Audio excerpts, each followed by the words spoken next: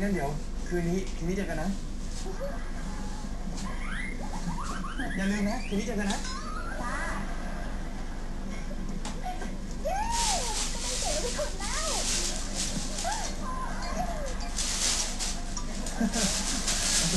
ดูเป็นอะไรอ่ะคือมะตูมออกกำลังกายจ้ะออกกำลังกายแบบเนี้ยโอเคอะไรอย่างเงี้ย